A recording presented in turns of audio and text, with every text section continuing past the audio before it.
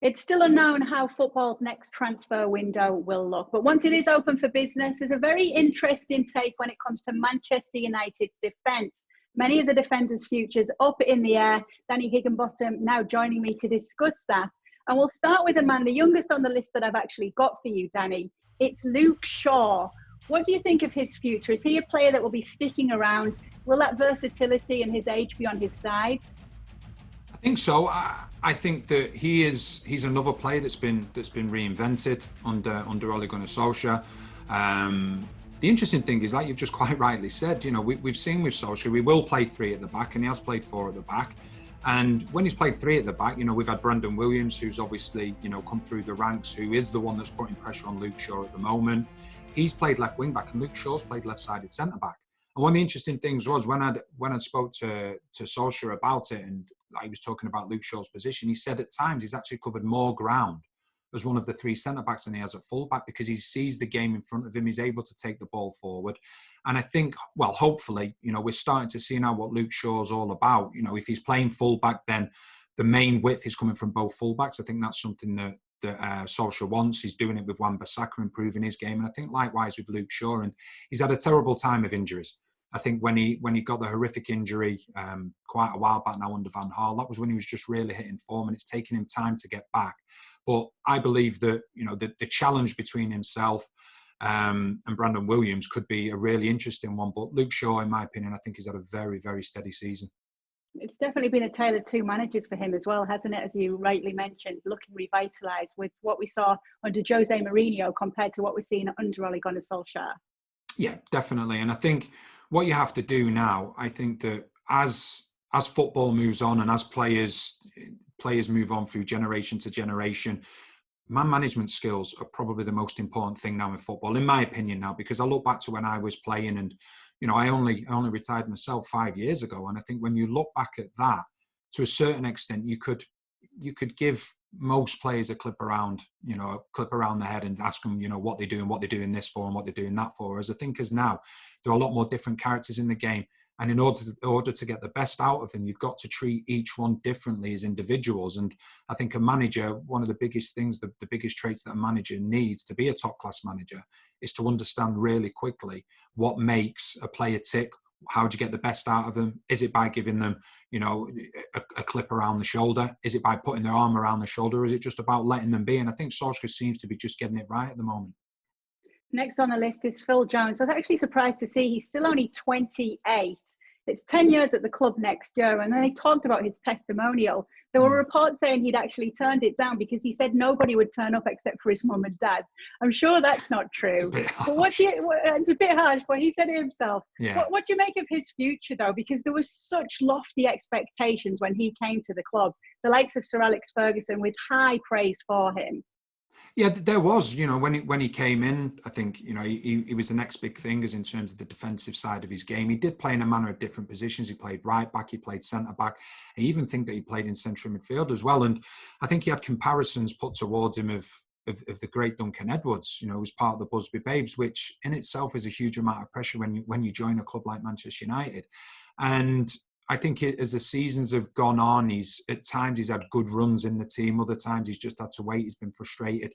Then I think if you look at it this season, I think he's made 2 starts in the Premier League. One was against Sheffield United when he was taken off at half-time, and the other game was against Burnley when they got beat 2-0. So I think when you look at Solskjaer's perspective, there's probably, you've got your top 2 choices at centre-back, which is arguably Lindelof and Maguire. Then you've got Bailly, and then maybe Jones falls a little bit below that afterwards. So it's a tough one for Phil Jones, and he'll have a few things that he has to think through in the summers in terms of what the future holds for him at the club. Chris Smalling's future is really interesting as well. Obviously on loan at Roma, dubbed at one point Smaldini, which made me laugh. Great start with him at Roma. As the season's gone on, the defensive issues at Roma have been a little bit more on the forefront of the problems at the team. But also with the pandemic coming and the way that the landscape in football is looking, maybe a change of ownership at Roma, how do you see his future shaping up when it comes to United? I think first and foremost, give him credit for actually going out on loan and, and going to another country, because it's one thing that's been said, not enough players do that when they have the opportunity. So he's done that. He's grabbed it with both hands. And like you quite rightly said, he did well, did very well initially. I think he actually scored a goal as well. But I think if you go back, when you look at the situation with England, I think one of the things that Gareth Southgate said about him was that he wants his centre-backs to be good on the ball, to be comfortable on the ball. And I think when you look at the way that United want to play, you look at Maguire and you look at Lindelof, both very good on the ball, in my opinion. And I think that that's something that might actually count against Chris Smalling. But sometimes when a player goes out on loan, they can change a player's mind a manager's mind, because 100% Solskjaer will have been keeping his eye on Smalling, how he's been performing, how he's been doing, how he's been adapting to Serie A and how he's been doing in the team. So, that's something that Smalling, I'm sure, when he does come back, it's a conversation that he'll have with Solskjaer, and then look what the future holds for him. Because I think when you look at United defensively, there's an argument to say they're actually quite strong. The problem's been for them in recent times is not scoring enough goals. You mentioned that partnership, the growing chemistry, it seems, between Victor Lindelof and Harry Maguire. Definitely seems to be the partnership that's getting the nod under Ole Gunnar Solskjaer. But are the club chiefs convinced of Lindelof's future there? It's a tough one, because obviously we've heard about some centre backs being linked to the club. The one thing I would say about Lindelof is that he's a player that's unrecognisable from under his time under Mourinho. It's another case of management from Solskjaer. I think when Mourinho was in charge, like I say, Mourinho, one of the best managers in the world, but he has a management style, and some players it suits, some players it doesn't. But the one thing I would say with Lindelof, when I saw him playing under Mourinho in games that I covered, he looked a little bit nervous.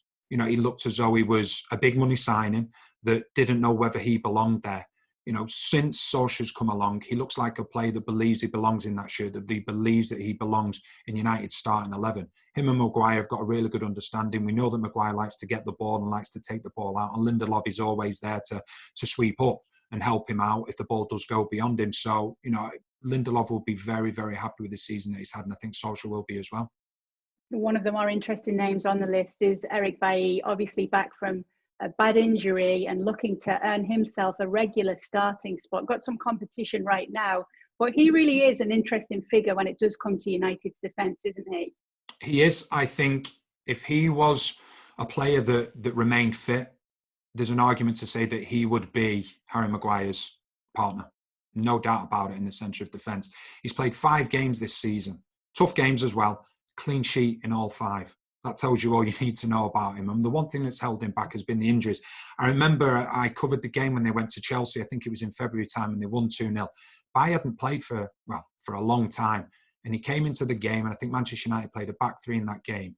And he was absolutely magnificent. Did not put a foot wrong. There was one instance, I think it was in the second half, where he put an incredible block in. And you're like, wow, he's back now. And if you can keep him fit, I honestly do believe that he will challenge Lindelof to be Harry Maguire's, like I say, centre-back partnership. And the beauty of Lindelof and the beauty of Bailly is that they both can play in a back 3 as well, as they've shown over the seasons. Last on the list, when it comes to the defence and the outfield players, is actually Marcos Rojo, who went off himself on loan to try and get more minutes, to try and convince the Argentina manager to call him up when it comes to international football. I know that Ole Gunnar Solskjaer said of him that he loves to see that he's got the fire in his belly, and he's pointed out the fact that he's been in the away end on Manchester United games when he's not been involved. But is his time up? Is he surplus to requirements now? I think it's a tough one. I think his contract is up at the end of the season, but I think there's an option for another year. The one thing I would say about Rojo is that every time I've seen him play, he's a player that gives absolutely everything.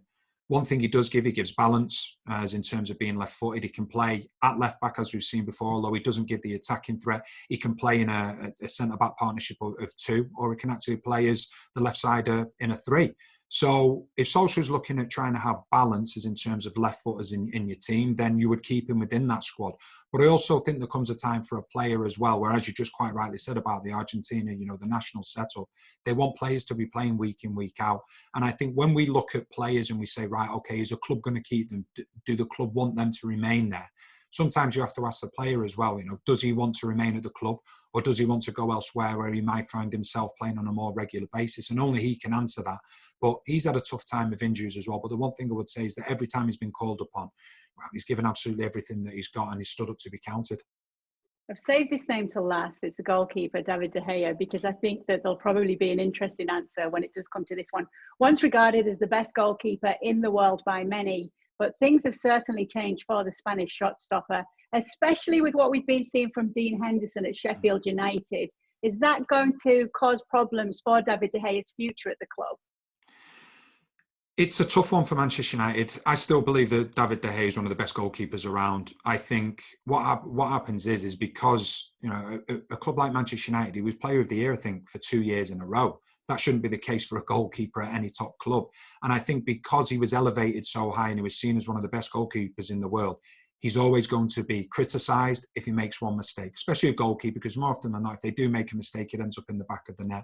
And in recent times, things have gone a little bit against De Gea, where you think to yourself, wow, he shouldn't be letting that goal in. But then he'll play in a game and you'll be like, wow, there's De Gea. You know, he's back to, you know, what he's always been phenomenal at, which is being one of the best goalkeepers around. So what hasn't helped him as well has been, you know, over recent seasons, has been the inconsistency in the defence, the amount of different centre-back partnerships that there's been. Because I know as a defender, that for a goalkeeper, he wants to be able to build relationships. He wants to be able to understand and know the defender's strengths and weaknesses as centre-backs and as full-backs.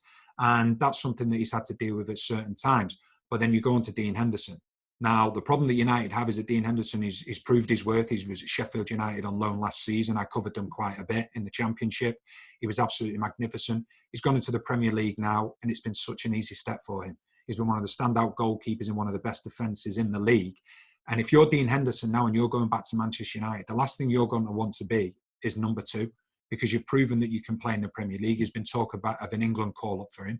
So he will have aspirations to become England's number 1 goalkeeper. Well, you're not going to be that if you're second choice at Manchester United. So what United have to decide is, you know, if we're going to keep Henderson, then he's probably going to have to be first choice.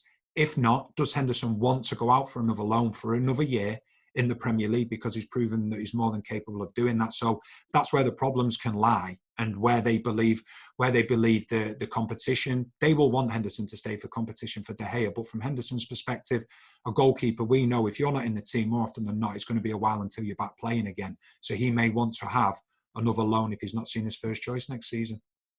Defensive dilemmas for Manchester United going forward. There's certainly some decisions to be made when it comes to the future of the backline at the club. Thanks so much for watching ESPN on YouTube. And for more sports highlights and analysis, be sure to download the ESPN app. And for premium content and live streaming, subscribe to ESPN Plus.